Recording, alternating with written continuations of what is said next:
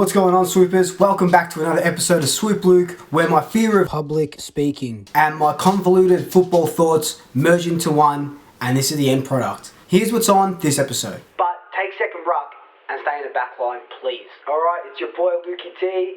This is a bit off the top, a cappella, rapping, tapping, clapping, happy, ning, bing, ding, ting. So it goes Noble, Crispin to the middle, siding into the forward line. Alright, so the T's out of the way, let's get to the main event. Roll that intro. Collingwood win their greatest ever margin as Collingwood unleashed.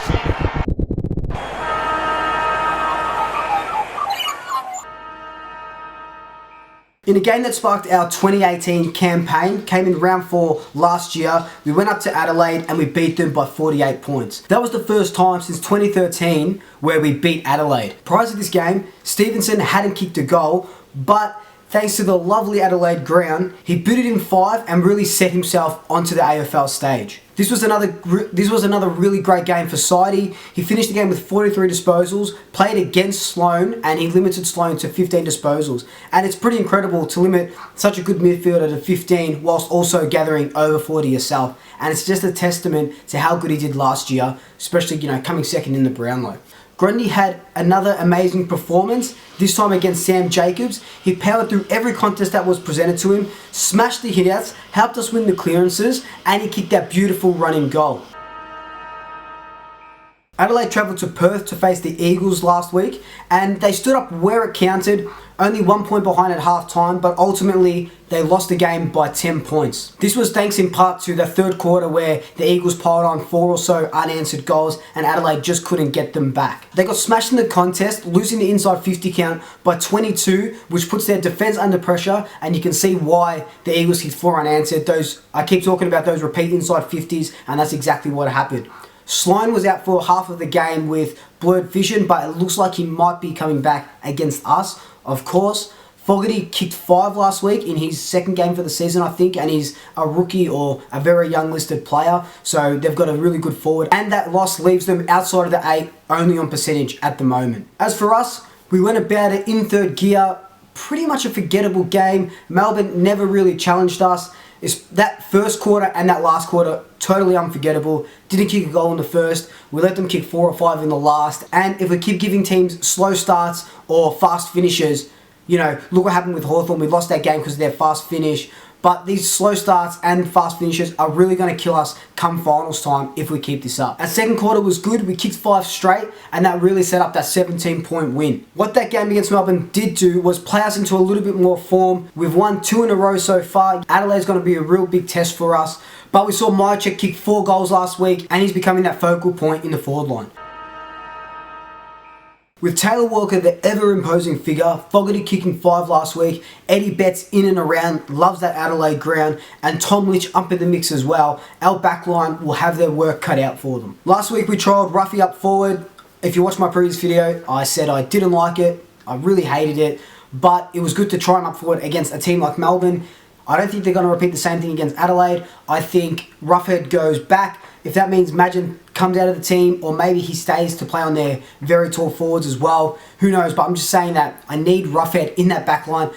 Collingwood posted on their Instagram, our lock-in key defender, big man lockout, or something like that, and it's just like, alright, cool, he's our best defender, why play up in the forward line? I just don't see that working anymore. Yeah, cool, he can take second ruck, but take second ruck and stay in the back line, please. I think that Maynard or Greenwood will go to Betts. It's going to be head-to-head. Betts is quick, but he's getting older in age. Maybe more of a Maynard type will go onto him. And I don't see Greenwood as a tagger anymore. They like to play him in that back line, not even half back. They like to play him deep in that back pocket, so maybe he goes to the Betts. But whoever goes to them really needs a great night. As you probably know, Adelaide have a midfield machine. Sloane, the 2 Crouch brothers, Gibbs, Atkins, Mackay, or McKay, however you pronounce it. But I think our midfield will match up really well with them.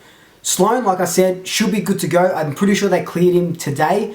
And the two Crouch brothers, Matt and Brad, last week had over 70 disposals between them. So they're going to be the ones to watch out for. Because we don't play a tagger anymore, like I just said, Greenwood stays in that backline predominantly. I think Treloar will go head-to-head with Matt Crouch, much like he did Lockie Neal. I think they'll play off each other. And if that doesn't work out, and if that's not what the coaches want, maybe they put Wills onto him. And because Wills is playing predominantly through that midfield now as that in and under player, he might be the one that stops Matt Crouch from getting all those inside 50s that he gathered last week. You know, last week he gathered, I'm pretty sure, 7 inside 50s. So if you limit his play and his exposure to the ball, you're going to limit Adelaide's scoring ability. I also think that it's very possible that Sidey and Sloan match up against each other. Sloan's on the wing now, Sidey's on the wing, so that'll be another good matchup. Hopefully Sidey has another game like he did against Adelaide last year. With me and a lot of other supporters saying that Roughhead should be playing down back and not in the forward line, it does leave our forward line really small besides Myercheck,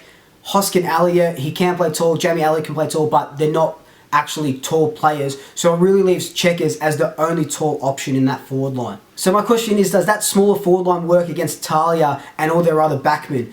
Talia obviously will go to Myercheck. He kept Kennedy to 1 goal, so Talia and Myercheck just butt heads and might become a stalemate, so we don't necessarily always have to kick to Myercheck. We do have other options, but what that means is that Josh Thomas and Jamie Elliott really have to stand up like they haven't been doing for much of the season. It's all well and good when we've got Checkers in there, Cox in there, Steve-O and Joy Udogoe, but out of those 4, we've only got 1 now. So I think we need to kick at least 13 goals on Adelaide's home turf to win this game. Where do those goals come from? Maybe Myercheck does kick 4, maybe he kicks 5, but I think that Elliott, Josh Thomas, Varco, Callum Brown really need to step up and get those goals kicked. And it could mean that Sidey plays half forward as well. We know he's incredible, we know he's really good around goal, so maybe that's what needs to be done as well. Last week, Dacos went off with a concussion. They haven't come out and said if he's right to go or if he's not good to go, so that's still up in the air. And honestly, if he is good to go, I think he might be dropped. He just needs a little bit more time. I know he's playing the VFL all the time, but I think he just needs to maybe put a little bit more muscle on and just become a little bit more dominant, especially because he's playing in that midfield role. I just don't see him making it into the team this week. Collingwood came out and said Udogoe and Moore aren't fit this week, so we can put a line through them. You know, Aish isn't coming back, Quaynor's not coming back. Hopefully we get all these guys back for finals. But what that means is, does Magin keep his spot down back? Does Ruffy go down back? So it just really depends how they want to line up, obviously, you know what I'm saying? If I had to choose who's in and out, which is what this segment is all about, I'd bring in Noble, had a really good game last week, and he played really well against West Coast in that one game that he played for us. I'm not going to pick Tyler Brown anymore because whenever I say it, it curses me, but watch him get freaking picked now. And, you know, maybe throw caution to the wind. If you do want a big player, bring in Max Lynch as the second ruckman who can rest forward. Then you can just swap it and have Grundy rest forward. Bringing Noble in as that half-back is actually a smart decision because what it does is it allows Crisp to play up and then it allows Sidebottom to play forward. So it goes Noble, Crisp into the middle, Siding into the forward line. And it's just that flow-on effect. And no, it doesn't mean that Sidey has to stay half forward, doesn't mean Crisp has to stay in the middle, just means that we've got more interchangeability in the team, which is always an asset to have. I do feel like we're going to win. We travel really well. We're 3-1 from interstate games this year. I was umming and ahhing, do we win by, you know, less than 15 points? Do we win by over 25 points? And I've kind of gone to over 25 points. I think we're going to win by 34 points.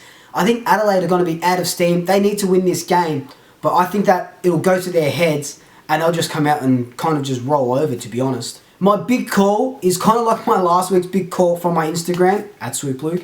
My big call is going to be that Elliott kicks 4 goals and he gets his mojo back.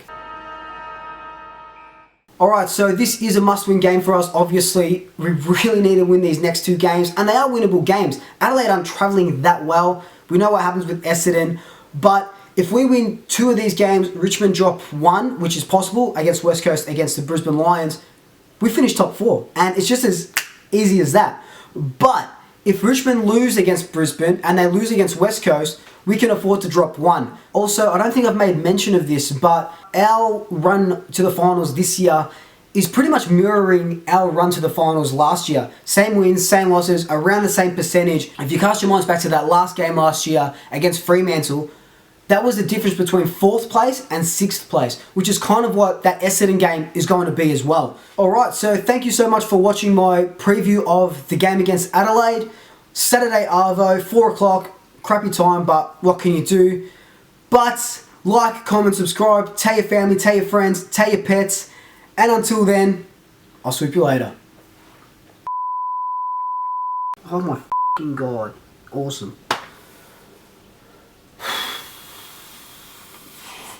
Grundy had another amazing,